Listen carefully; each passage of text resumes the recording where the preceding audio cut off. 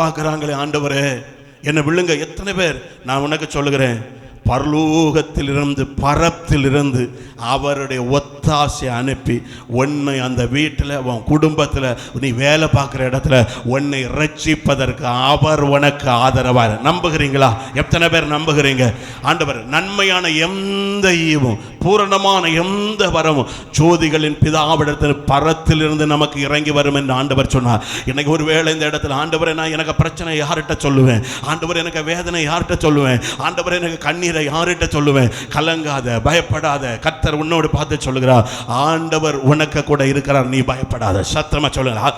அவர் பரத்திலிருந்து பரலோகத்திலிருந்து இறங்கி உன் சத்துருவின் கரத்திற்கு உன்னை விடுவிப்பதற்கு அவர் வல்லவர். வேதம் சொல்லுது, தானியேலுக்கு விரோதமா எழும்பினாங்க பாருங்க.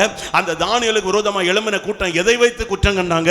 அவர்கள் ஆண்டவரை ஆராதிக்கிறவர். கடந்த நாள் ஒரு பாஸ்டர் ஒரு ஊழியர் கூட்டத்தில் ஒரு சாட்சி சொல்லும்போது சொன்னார், நான் ஆண்டவர் எனக்கு ஒரு இடத்தை தரிசனம் தந்தார். அந்த இடத்துல போய் நம்ம ஆளுகளுக்கு தரிசனம் வித்தியாசமான தரிசனம். அந்த இடத்துல போய் நான் ஒரு ஜோம் பண்ண தொடங்கினேன். ஜோம் பண்ண தொடங்கிட்டு ஒரு வீடு வாடகை எடுத்து அங்கே ஜெபம் தொடங்கினாராம். ஜெபம் தொடங்கி கொஞ்ச நாள் தாண்டினோன்னு மக்கள் நிறைய வரது. தரிசனம் உள்ள ஊழியத்தில் ஆண்டவர் கிரியை செய்வார். மக்கள் வருது, அற்புதம் நடக்குது, விடுதலை நடக்குது. இவர் ஜோம் பண்ணிக்கிட்டு அந்த வீட்டில் தங்கிட்டார், அவரும் மனைவியுமா. ராத்திரி ஆனால் கை தட்டி பாடினாங்க, ராத்திரி ஆனால் ஜோம் பண்ணாங்க. நடந்த காரியம் என்னன்னா, பக்கத்தில் இருக்கிறவங்க இவனை எங்களை உறங்க விடல, இவன் அதிகமாக சத்தம் போடுவான், இவன் அதிகமாக ஜெபிக்கான், பாட்டு பாடுவான்னு சொல்லி போலீஸில் கம்ப்ளைண்ட் கொடுத்து இவருக்கு அதுக்கப்புறம் வந்து உத்தரவு என்ன தெரியுமா?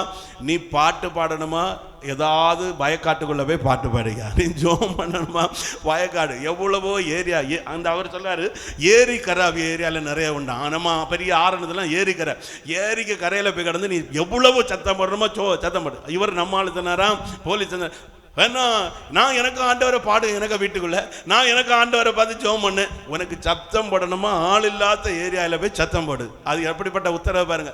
அந்த சரின்னு தள்ளிக்கிட்டு இவர் ஒவ்வொரு நாளும் அந்த ஏரி கரை இருக்கான், அங்கே போய் நின்று பாட்டு பாடி ஜெபம் பண்ணாராம். அங்கே இந்த வயலுக்கு வர பொம்பளைகள் எல்லாம் அங்கே சத்தியத்தை கேட்க தொடங்கினாங்க.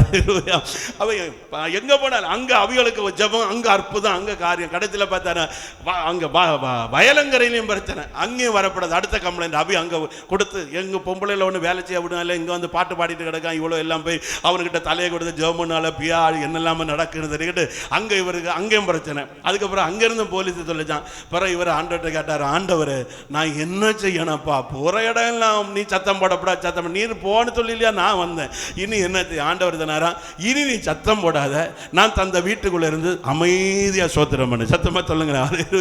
அதுக்கப்புறம் இவர் அந்த வீட்டுக்குள்ளே வந்தார். வரும்போது எல்லாரும் சுற்றி சுற்றி பார்ப்பாங்களாம், என்னடா இவன் சவுண்டே இல்லாமல் இருக்கான், இதுக்கு சொன்னா அடங்காத்தவன் இவ்வளோ அமைதியாக இருக்கான். காரணம் ஆண்டவர் சொன்னா, நீ அமைதியாரு, நான் பார்த்துக்கிடுவேன்.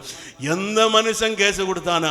ஒரு நாள் ராத்திரி அவனுக்கு வீட்டில் மூத்த பிள்ளை ராத்திரி வெட்டத்தையும் தூக்கிட்டு நிற்குதான், நான் உன்னைய விடமாட்டேன், ரத்தத்தை குடிச்சிட்டு தான் விடுவேன். சத்தமாக சொல்லுங்களாம நல்லா பார்த்தாரு. அது எனக்கு பிள்ளை எப்படி நிற்குது, உனக்கு ரத்தம் குடிச்சு தான் விடுவேன். நல்லா பிடிச்சு பார்த்தானே, எல்லாரும் பார்த்தானே, ஒன்றும் நடக்கல. எங்கே கொண்டு போகணுமோ அவைய நம்பி இருந்தகிட்ட கொண்டு போனேன். அதுன்னு சொல்லிட்டு என்னால் இப்போ ஒன்றும் செய்ய முடியாது, என்னோட பெரிய ஆளாக இவர். கடைசியில் ஒருத்தன் நான் ஒன்றும் செய்யாத அங்கே ஒருத்தன் இருக்கான், அவன்கிட்ட போவோம் அப்படின்னு. உடனே அங்கே இருந்து இவன் அங்கே போவான்னு சொன்னோன்னு இது சொல்லுதான், அங்கே மட்டும் நான் வரமாட்டேன். சத்தமாக சொல்லுங்களேன், அங்கே மட்டும் நான் வரமாட்டேன். அந்த தான் அந்த தகப்பனார் கேஸ் கொடுத்தாரு. அவருக்கு தோணுச்சு தான், ஆஹா அப்போ அங்கே வரமாட்டேன்னா அதை கண்டா பயிர, நம்ம போன ஒரு இடத்துலையும் இது பயிரல்ல, அதை கண்டு பயிரதுன்னு நேராக தூக்கி அங்கே கொண்டு போடுறது. நம்ம ஆள் அங்கே அமைதியாக, நம்ம பாஸ்டர் சில நேரம் ஜெபம் பண்ணார் தெரியுமா, அப்படியே உட்கார்ந்துருப்பார். 3 மணிக்கு நான் 2:30 மணிக்கு படுப்பேன், இவர் 3 மணிக்கு எழும்பியிருந்தார். அப்படியே எழும்பியிருந்தார், லிமித்தன் எழும்பேலியா பாஸ்டார்னு தெல்லாரு. நான் அந்த எழும்பி அந்த செவரில் சாஞ்சு அப்படியே இருப்பேன். இவர் கொஞ்ச நேரம் அப்படியே இருப்பார். நான் அப்புறம் பையன் பார்ப்பேன், உறங்காரு அப்படின்னு. நான் உறங்க மாட்டார்.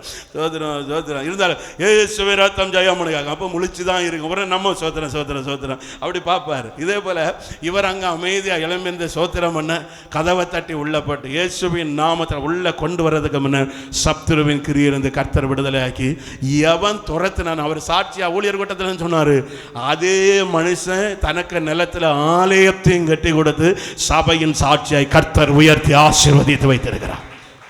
ஏன் சொல்கிறேன், தெய்வனுடைய நாமத்தின் நிமித்தம் ஒன்ன ஒரு ஆள் குறை சொன்னா நீ ஜெபிப்பதற்கு, அதுக்கு நான் சொல்லு, அதுக்காக இப்ப நமக்கு இங்க இருக்கு. இதுல கடந்துட்டு ஆண்டவருக்கு நாமத்தினால் நான் சத்தம் போட்டு அவியலையும் உறங்க விடாம இவியலையும் உறங்காம, அது வேற. நான் சொல்லுது காரணம் இல்லாமல் நம்மை குற்றப்படுத்துவாங்கன்னா கர்த்தருடைய நாமத்தினாலே மனுஷர்களை பிசாசு சில நேரம் அப்படி எழுப்புவான்.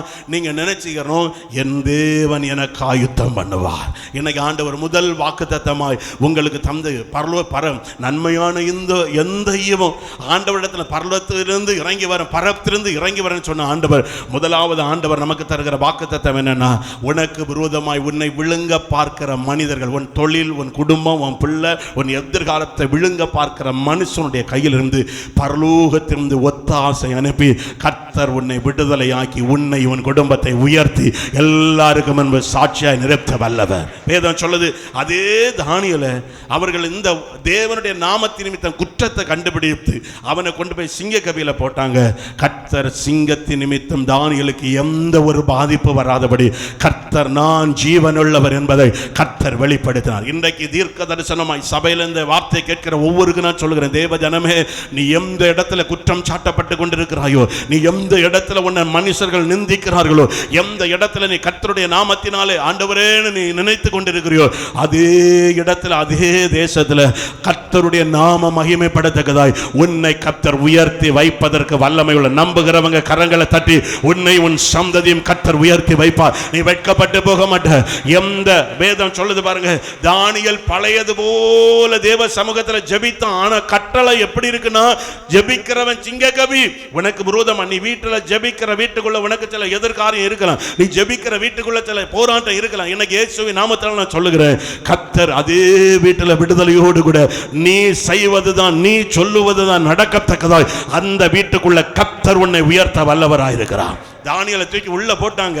ஆனா அடுத்து தானியேல் வெளியே வந்த பிறகு இந்த தானியேல் என்ன சொன்னானோ அதை தான் தேசத்தின் ஜனங்களும் ராஜாவும் அவனிடத்தில் ஆலோசனை கேட்கத்தக்கதாய் கர்த்தர் உயர்த்தி வைத்தார். இன்னைக்கு நான் மீண்டும் கர்த்தருடைய வார்த்தை சொல்லுகிறேன், நெருக்கத்தின் நடுவில் வீட்டில் ஜெபித்துக் கொண்டிருக்கிற ஆத்துமாவே, நெருக்கத்தின் நடுவில் ஆண்டவரை தேடுகிற ஆத்துமாவே, உன்னை பார்த்து ஆண்டவர் சொல்லுகிறார், ஒருவேளை நீ கடந்த நாட்களில் சோர்ந்து போய் ஏன் ஆண்டவர் இப்படிப்பட்ட போராட்டம், ஏன் ஆண்டவர் இப்படிப்பட்ட நிலைமை, ஒவ்வொரு வீட்டில் எவ்வளவு விடுதலையா ஜெபிக்கிறாங்க, எனக்கு இருக்கிற வீட்டுக்குள்ள சரியா ஜெபிக்க முடியல, இருக்கிற வீட்டுக்குள்ள பெரிதாய் ஆவிக்குரிய காரியங்கள் என் தேசத்துக்குள்ள சபைக்குள்ள செய்ய முடியல, ஏதோ ஒரு காரியம் என்னை அழித்துக் கொண்டிருக்கிறது என்று சொல்லுகிற உன்னை பார்த்து சொல்லுகிறார், எப்படி தேசத்தில் ஆண்டவர் தானியேலை உயர்த்தினாரோ, எப்படி தேசத்தின் ராஜா தானியேலிடத்தில் ஆலோசனை கேட்டானோ, அதே போல ஜெபிக்கிற உனக்கு முன்பாய் எதிர்த்து நிற்கிற அத்தனை பேரும் நீ எனக்கு ஜெபின்னு சொல்லும் அளவிற்கு கர்த்தர் உனக்கு கீழே கொண்டு வர. நீ இருக்கிற வீடா இருக்கலாம், நீ இருக்கிற தேசமா இருக்கலாம், நீ இருக்கிற சபையா இருக்கலாம், எங்க இருந்தாலும் நீ காரணம் தேவனை ஆராதிக்கிற ஆத்துமா.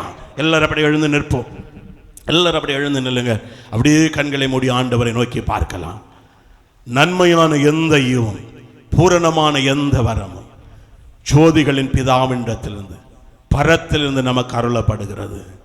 ஸ்தோத்திரம். அப்படியே ஆண்டவர்கள் சமூகத்தில் முதல்ல நான் சொன்னேன், இந்த நாள் ஆண்டவர் நமக்கு கொடுத்த பரலோகத்திலிருந்து வருகிற ஆசீர்வாதம், முதல் ஆசீர்வாதம். 3 காரியங்கள் நேரமானபடினால் நான் முடிக்கிறேன். முதல் ஆசீர்வாதம் பரலோகத்திலிருந்து உன்னை சத்துருவின் கைக்கு விலக்கி, விழுங்க பார்க்கிற சத்துருவின் கைக்கு உன்னை விலக்கி ஒத்தாசை அனுப்பி உன்னை ரட்சிப்பார்.